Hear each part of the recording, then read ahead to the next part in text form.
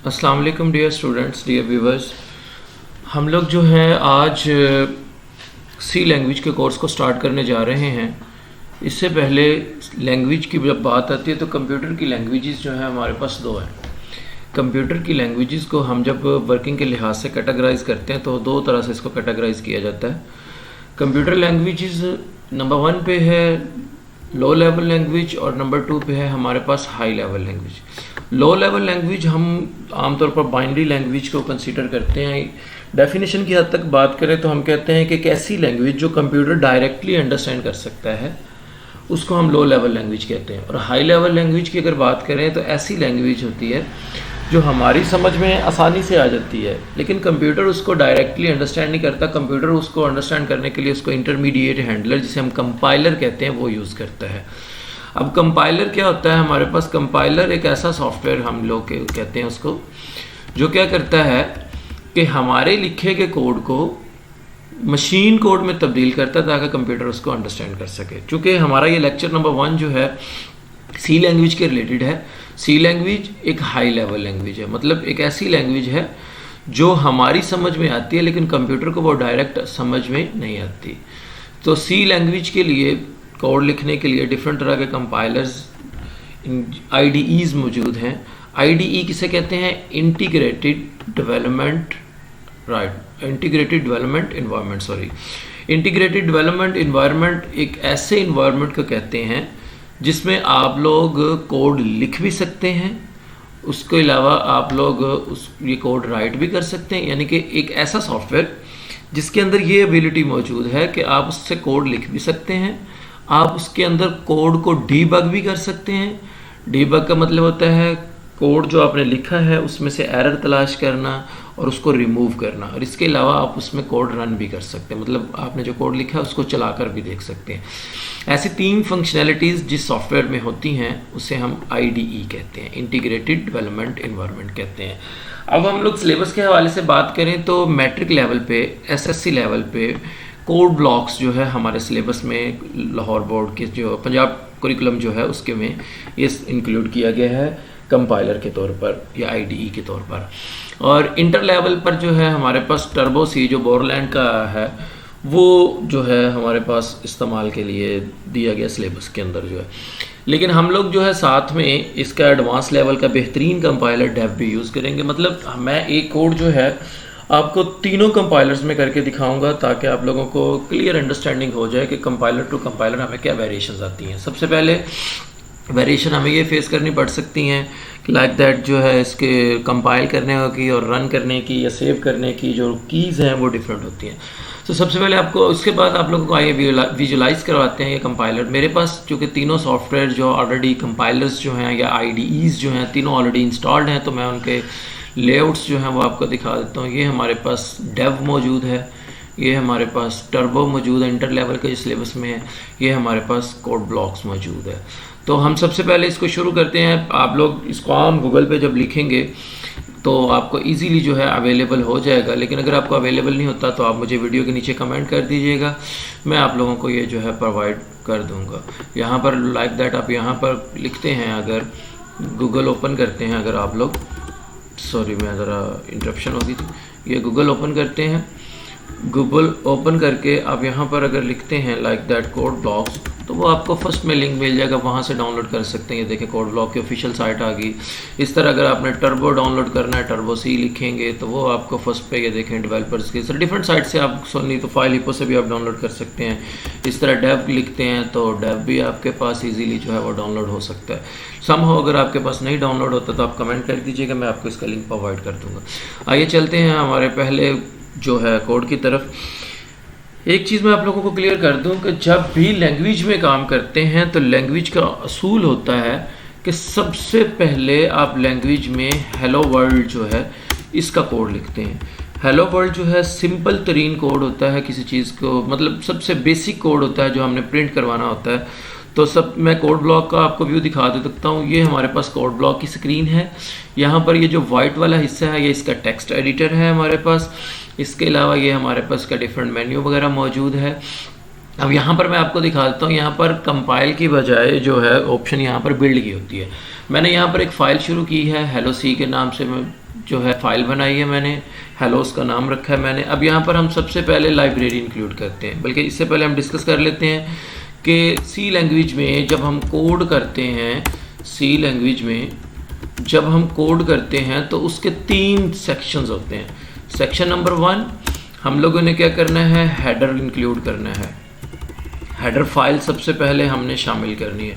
Header file शामिल करने का सिंटैक्स है, क्या सिंटैक्स होता है जी, सबसे पहले हैश कीवर्ड आता है, हैश का सिंबल आता है, उसके बाद इंक्लूड का कीवर्ड आता है, फिर उसके बाद एंगल ब्रैकेट आती हैं, और इन एंगल ब्रैकेट्स के अंदर आप लोगों ने फाइल नेम, लाइब्रेरी फाइल जो कंपाइलर को बताएगी आपके कोड के रिलेटेड, वो आपने शामिल करनी है। एग्जाम्पल उसके बाद में डिस्कस करते हैं। उसके बाद सेक्शन नंबर 2 जो है इसका सी लैंग्वेज में कोड करने का, सेक्शन नंबर 2 में ये है कि आप लोगों ने क्या करना है, मेन फंक्शन बनाना होता है। ये केस सेंसिटिव लैंग्वेज है, जब हम इसमें काम करेंगे तो हमने कैपिटल और स्मॉल की जो है इसमें केयरफुली इसको ऑपरेट करना होता है चीज़ों को। उसके बाद सेक्शन नंबर 3 जो है हमारा इसमें वो हमारा बॉडी ऑफ सी फंक्शन है, मतलब सी बॉडी ऑफ मेन फंक्शन जो है, मतलब जो हमने मेन फंक्शन बनाया होगा उसके अंदर हम जो कोड लिखेंगे, ये नॉर्मली करली ब्रेसिस से स्टार्ट होगा हमारा और करली ब्रेसिस से ख़त्म होगा। और जो भी हमारी इसके अंदर स्टेटमेंट्स होती हैं, स्टेटमेंट्स को हम लोग जो है, जहाँ पर हमारी स्टेटमेंट एंड होती है, जहाँ पर हमारी बात ख़त्म होती है, वहाँ पर हम लोग कमांड टर्मिनेटर यूज़ करेंगे। कमांड टर्मिनेटर हमारे पास जो है ये वाला सिंबल होता है, सेमीकोलन जो होता है उसको कमांड टर्मिनेटर कहते हैं।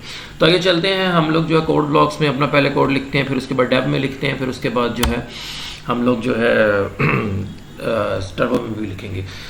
सबसे पहले हमने क्या करना है जी, हैश कीवर्ड है, हमारा सिंबल है, हमने पहले सेक्शन नंबर 1 इंक्लूड करना है, जिसमें हमने कहा था जी हम लोगों ने पहले हेडर फाइल या लाइब्रेरी फाइल्स जो कंपाइलर को हमारी चीज़ों के रिलेटेड बताएंगी वो हमने शामिल करनी है। हैश सिंबल आता है, इंक्लूड स्मॉल में कीवर्ड आता है, उसके बाद एंगल ब्रैकेट आती है, उसके बाद यहाँ पर stdio.h आता है हमारे पास। ये stdio क्या है जी, ये स्टैंडर्ड इनपुट आउटपुट की लाइब्रेरी फाइल है। इसके अंदर बिल्ट इन फंक्शंस, पहले से बने बनाए फंक्शंस मौजूद है, जैसे प्रिंट एफ है, स्कैन एफ है। ऐसा ऐसा जैसे जैसे हम लेक्चर्स में आगे जाएंगे मैं आप लोगों को बताता रहूँगा, लेकिन हमारा ये बेसिक लेक्चर है जिसमें हमने जस्ट हेलो को प्रिंट करना है, तो इस लिहाज से। उसके बाद हमारा मेन फंक्शन है, ये मेन फंक्शन है। उसके बाद हमारी जो है ये हमारी बॉडी ऑफ मेन फंक्शन, ये सेक्शन नंबर 1 हो गया हमारा, यहाँ पर ये सेक्शन नंबर 1 हो गया हमारी लाइब्रेरी। अगर हमने मज़ीद कोई काम करना हम दूसरी फाइल्स भी इंक्लूड कर सकते हैं। उसके बाद ये हमारा सेक्शन नंबर 2 मेन फंक्शन है। जैसे हमारे इंग्लिश में लेटर लिखते हैं उसके कुछ बिल्ट इन जो स्टैंडर्ड होता है, सैम्पल होता है, हम फॉलो करते हैं, इस तरह से यहाँ पर है। अब हमारे पास प्रिंट एफ है। प्रिंट एफ एक बिल्ट इन फंक्शन है सी लैंग्वेज का, चीज़ों को, स्टेटमेंट्स को, मैसेजेस को प्रिंट करने के लिए इस्तेमाल होता है। जैसे यहाँ पर मेरी बात कंप्लीट हुई, मैंने यहाँ पर सेमीकोलन लगा दिया। अब देखिए यहाँ पर बिल्ड की ऑप्शन है, यहाँ पर बिल्ड करने के से यानी कि कंपाइल करूँगा, ये जब मैंने कंपाइल किया और नीचे देखें ये मैसेज आ गया है कि बिल्ड फिनिश्ड होगी, या कोई एरर नहीं है, कोई इशू नहीं है। अब मैं इसको रन करता हूँ, रन करेंगे तो देखेंगे मेरे पास आउटपुट आ गई, ये कंपाइलर ने आउटपुट दे दी, IDE ने, कोड ब्लॉक्स ने। ये सी लैंग्वेज का पहला हमारा बेसिक कोड है वो हमने ये अब हमने सी ब्लॉक्स के अंदर, कोड ब्लॉक्स के अंदर जो है इसको कंपाइल किया है, इसको बनाया है। कोड ब्लॉक्स में कोड ये फिर मैं आपको दिखा रहा हूँ। अब हम लोग चलते हैं डेव कंपाइलर की तरफ। बड़ा अच्छा कंपाइलर है डेव। ये डेव जो कंपाइलर है ये उसका लेआउट है जी मेरे पास। यहाँ पर जो है जी फिर वही तरीके का काम सेम ही होता है, बस थोड़ा बहुत इसका लेआउट जो होता है वो चेंज होता है। अब देखें मैं यहाँ पर भी लाइब्रेरी पहले इंक्लूड कर रहा हूँ, वही सेक्शन 1। उसके बाद मैं मेन फंक्शन बना रहा हूँ सेक्शन 2। उसके बाद मैं इसकी जो है बॉडी ऑफ मेन फंक्शन जो है यहाँ पर मैंने अपना कोड लिखना है, ये मैंने जी अपना कोड लिख दिया। और जहाँ पर मेरी बात ख़त्म हुई ये मैंने कमांड टर्मिनेटर लगा दिया। अब यहाँ पर देखें ये इसकी शॉर्टकट कंपाइल, वहाँ पर बिल्ड का था, यहाँ पर कंपाइल का। और यहाँ पर देखें इसकी शॉर्टकट की F9 आ रही है। जब अब हम टर्बो में शिफ्ट होंगे वहाँ पर इसकी शॉर्टकट की और आएगी। मैंने इसको कंपाइल किया जी, ये कंपाइल हो गया जी, नीचे शो कर रहा है जी कंपाइल हो गया, आ गया। जब मैं इसको रन करता हूँ, रन करते हैं तो ये देखें जी इसकी आउटपुट इस तरीके से मेरे पास आई है।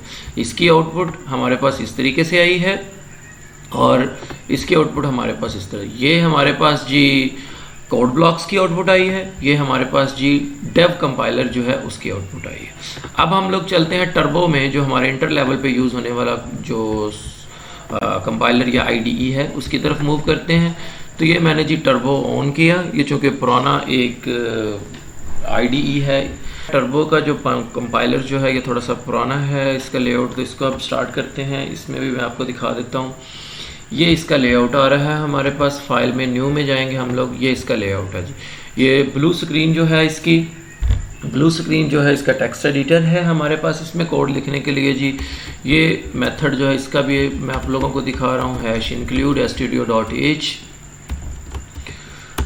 अब यहाँ पर मैं कोड अपना लिखता हूँ, वही मेन फंक्शन बनाया जी मैंने।